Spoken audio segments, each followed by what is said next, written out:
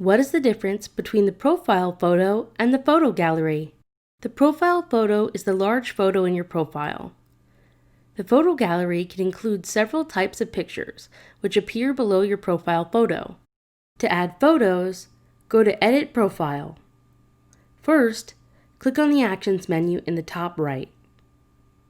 Then, click Edit Profile. You can add a profile photo by uploading it using the camera. A copy of your profile photo will also be added to the photo gallery. Or, you can upload your profile photo directly to the photo gallery. Once loaded, click the pencil in the top right corner and select Make Profile Photo. Upload additional photos to the photo gallery to help potential clients get to know you and your practice.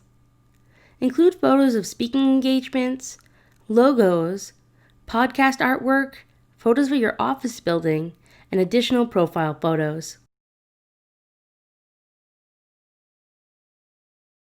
If you want to permanently delete a photo, you must delete it from the photo gallery. Give your profile a fresh look by rotating your profile photo every few months. Profiles with photos get more attention and establish trust with potential clients. Now go out and get snapping.